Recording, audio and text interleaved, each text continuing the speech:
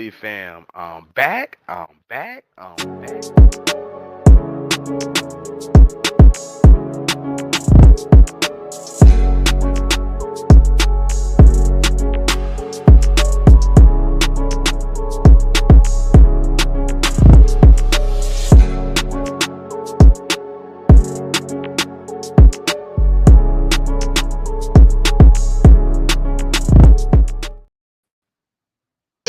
Yo, welcome to another episode of 4133, the podcast. This is a special episode, man, with my guy Zim to preview this week 8 Bengals game. How you feeling, bro? I'm feeling pretty damn good, man. It's a big game. I know for on the Bengals end, it's a major game. I don't know how it is on your end, so that's why I'm here to trying to chop it up with you, get some info, get some intel, see what y'all boys is talking about. But it's a major game for us, bro. I'm not gonna lie to you. I mean, y'all started off a little slow, but over the past few games, y'all been able to cook it back. Starting to get it rolling a little bit. So, what you think is playing a part in y'all? Getting back to the offense you known before, man. So yeah, Bengals have won 3 out of the last 4 games. They're feeling a lot better. Some of it is lack of good competition, or like the elite competition is a part of that too. I'm not gonna lie. I think me and you have played the same teams too, like Eagles. Giants, Browns. So there's that too. That's a portion of it. But I think the Bengals early on, the one thing, because everybody's talking Joe Burrow, T. Higgins, Jamar Chase, everybody outside of like Cincinnati just did not know that the defensive line was in shambles. Like honestly, and they had 6 major injuries where 2 guys ended up on, IR and are gone. And they finally got everybody healthy. But Sample, the kid Sample, he's gone for the whole season. But aside from that, though, they got, Chris Jenkins, a 2nd-round pick. They got him back. McKinley Jackson, they got him back. They got, Hubbard had a broken finger, hamstring tear, whatever. He's starting to play a lot better. Joseph Osai is playing better. So and the bigger one, I think, out of all of them was Sheldon Rankins too. He was out. The only one that was there was Trey Hendrickson. And so we just was kind of piecing all that stuff together. A lot of missed tackles early in the season, but the defense just was not on point. And even when the defense was on point, it would be like week 1, the defense was cool. It was good enough. But the offense wasn't hitting on that. And so they've had this problem with playing complementary football all season. Yeah, I was looking at some stats today, man. It kind of threw me for a loophole, because I seen like man coverage against your offense is kind of the best concept, but we don't play a lot of man, so we gonna play a lot of zone. The last time we played, I looked at your chart earlier today. I looked at your coverage charts. Yeah, I play a lot of cover 3. I was looking at that earlier. But we do play one good defense that I think could give you a little run. We play a little cover 8. Y'all haven't faced a lot of cover 8, but when you did, your numbers are a little low. I seen also you like to run on first down a little bit, which is kind of the strong point. Kind of. Do you think you're missing Joe a little bit? Because I see y'all still kind of want to be a running team, but it don't seem like Chase and Zach Moss is giving you the explosive carries you need. If that makes sense. That's a crazy. Now this is a question. I'm pretty sure y'all got some conversations amongst y'all fan base that's like exclusive just to y'all. So our fan base has this weird tug and pull. And I was very, very, very instrumental in probably having the bigger conversation in this. But Joe Mixon is a dog, and he's one of the best running backs in the NFL. So many people inside of our fan base counted him out. So what happens is now that he's having success somewhere else, they're like, oh, well, I mean, he would have never did that here. And it makes him look so stupid. It makes him look so stupid because everybody talks to us and says, yeah, like Joe Mixon is cooking. And then their defense is, oh, I mean, he doing all right. Like, bro, when he's been playing, he's been one of the best running backs in the NFL. So I think the Bengals 1,000% miss him and his leadership. The other thing, though, the caveat to that is the Bengals aren't a running team, and they ain't gonna run the football. Like, to me, you all, I'm looking at y'all numbers. Y'all run 52% of the time. I think you're better when you run. The Bengals can be better when they run, but their coach has shown us for the last 3 years he is not going to run. So the argument against Mixon is, well, why would we pay somebody that and you're not going to give them that many carries? So if you go look at Chase Brown and Moss, like, look at their carries. And that's the bigger argument. Chase Brown can run, and he is really damn good, and he does make big plays. But they don't know when to run. And if you just look at just the box score, like even last week, they had a good lead. It was 21-6 with 4 minutes left. They tried to run out the clock with just consecutive run. To me, I don't really count those as runs. They're just trying to run out the clock. But none of them were successful because the Bengals are really a better passing team. And for the last 3-4 years in the Zach Taylor era, they just have a bad run scheme to me. And that's the bigger issue. But they have the talent. Zach Moss is he can pick up pass pro pretty good.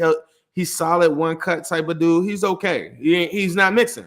But Chase Brown, I think looking at you guys' games or whatever, whether it was going up against Bijan, whether it was going up against the two running backs from the Buccaneers, I think that's something that the Bengals want, or Josh Jacobs, all these games where guys are running pretty well on you guys. I think that Chase Brown, people aren't talking about that enough. When we were looking really good against the Commanders or the Ravens offensively, Chase Brown was getting off. So that's something that they got to get back to, and they got to give him the ball. Yeah, man, I think slightly the running game for people have been working. But we're getting a little bit better. We got our biggest benefactor that people was getting the run game off the field in Devontae Mattis, who couldn't tackle, run fit. He was the worst nickel in the NFL, in my opinion, and he's off the field. I think Cooper DeJean, since he's came in, the run game been kind of like looking a little bit better. But we also played two teams that struggling to run the ball also. So. Yeah, that was the argument that we had too. The week before we played the Giants, though, Tracy, I think he went off. But then, like I said, we got our defensive line back. He ain't do nothing. Nick Chubb, I thought Nick Chubb looked bad last week. I think our run defense is a lot better, and they only had 4 missed tackles. It was our lowest missed tackles of the whole season.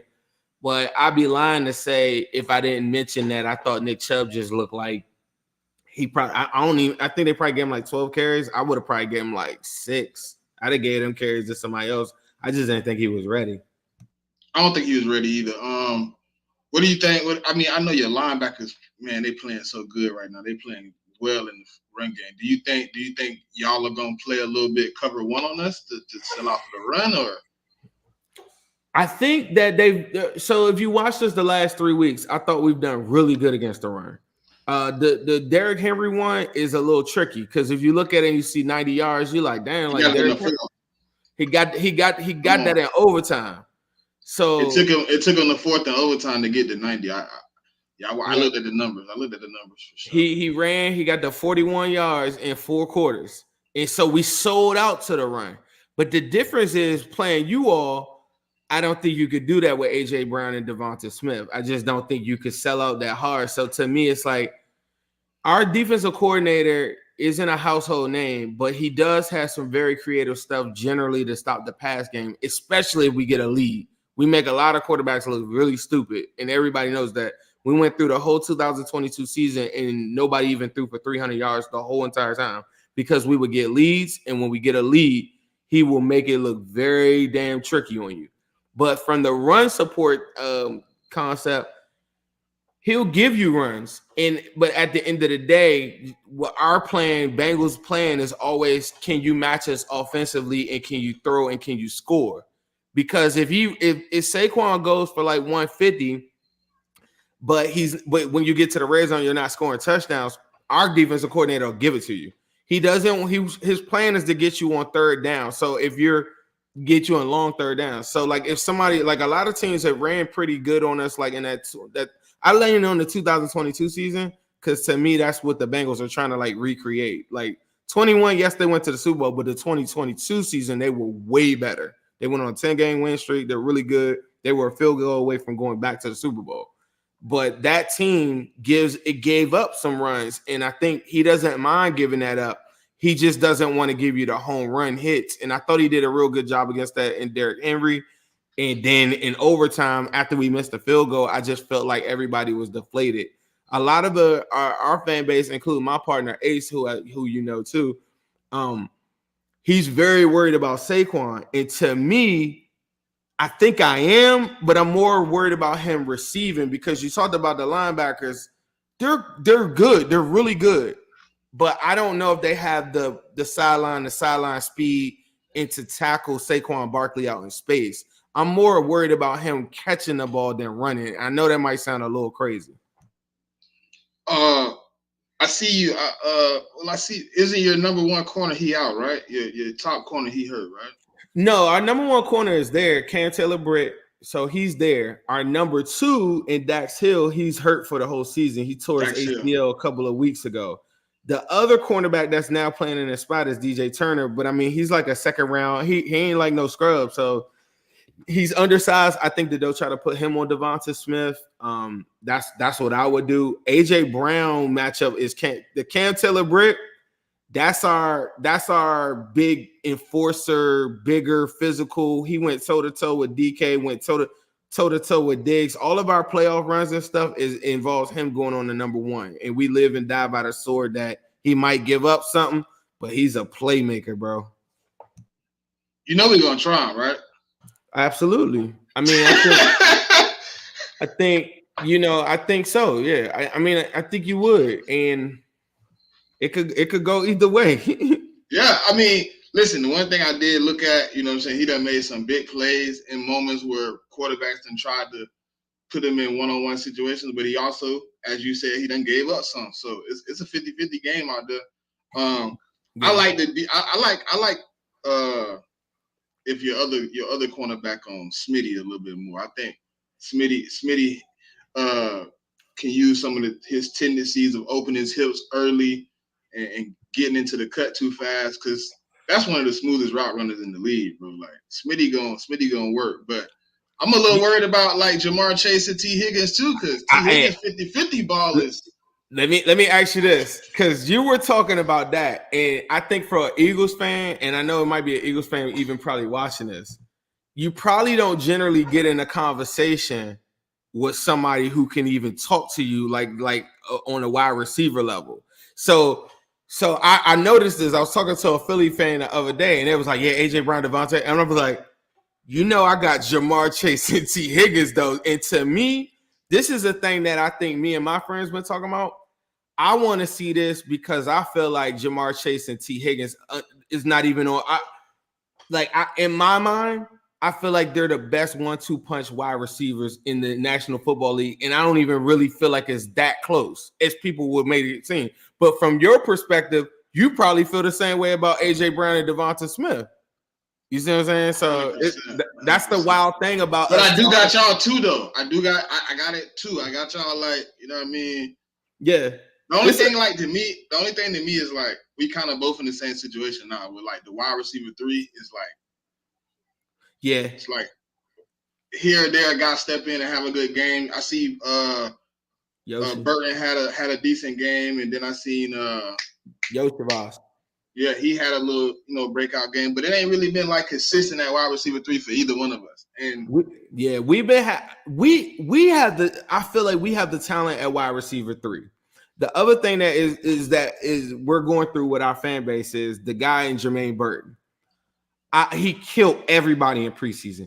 Practice, killed everybody. OTAs, killed everybody. The fans are like, where's Jermaine Burton? Because even at the very least, just run him out there, let him run go routes, and just take the top off. They are not trying to play this dude, and we're all trying to figure it out. Yoshi has made some real big catches, but last game he went a little missing. Had one big opportunity, and Denzel Ward, knocked it away. So now even our fan base, like you said, is now looking at our wide receiver 3 like, damn, it's not as strong as I thought it was. And coming into the season, I thought the wide receiver 3, I'm dead ass. I thought Joe Burrow would take him back to LSU. We're gonna spread people out. Probably had about 6-7 plays where we go 4 wide. They've done none of that. What they have done is use 12 personnel a lot more, and they got a blocking tight end named Eric All. I know Him. who Eric is. Come on, man. So Eric I know who Eric All, is, man. he doesn't maybe get the target share, but he's been very, very impactful in the run game. And him and another tight end, Drew Sample, they both can block their ass off. And so part of us not having a wide receiver 3 is we've been playing way more 12 personnel than normal. We still in 11 personnel though. I mean, even with bad wide receiver 3, we trying to get Jahan Dotson involved, but it's What's just not going working. on with him? Because I live in DC, so where I'm at, they used to love Dotson.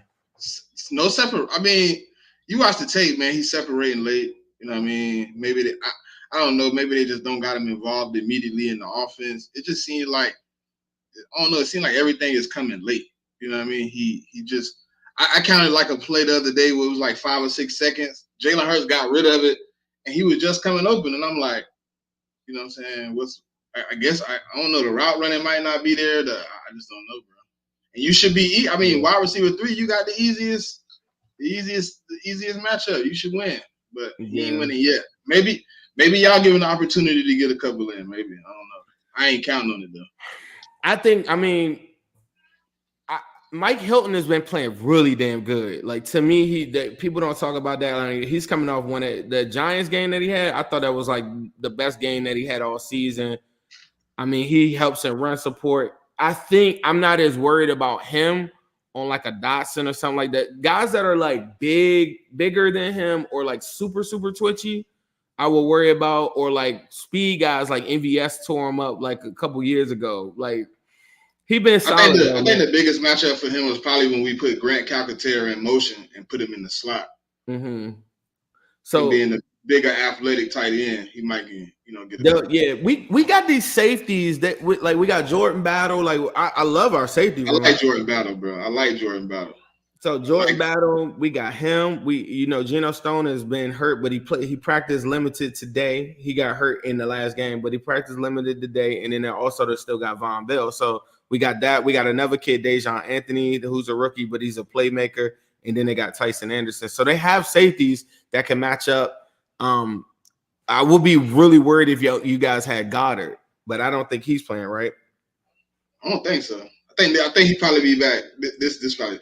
But I ain't gonna lie to you, like Goddard, I don't know. Like Grant to me is a more athletic Goddard. He just can't block.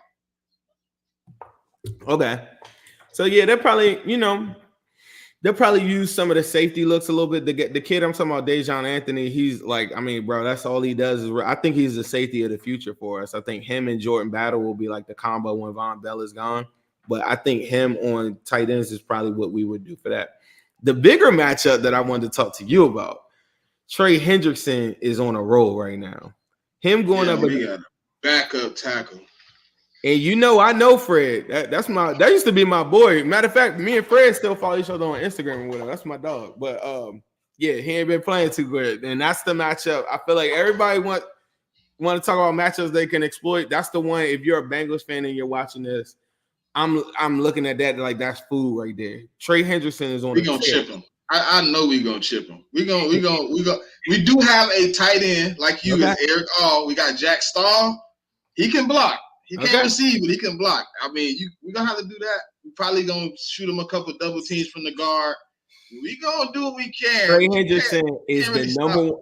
This is what they don't tell us in the spaces and stuff like that. Trey Hendrickson currently right now is the most double team defensive end in the National Football League. Because remember, I told you all the defensive linemen were out. He still was getting sacks. He's top 5 in all of them categories anyway. So he gets double teamed every single week. He had 2 sacks, a pressure, and 2 quarterback knocks down just last week.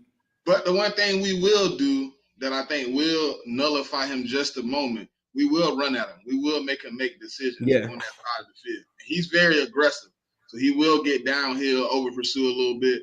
We might be able to get outside the inside, make a move, but we can't let him wreck the game, bro. He a game wrecker. Can't let him wreck the game. I already know. We gotta you gotta know what Trey at all times on the field, man. You gotta know.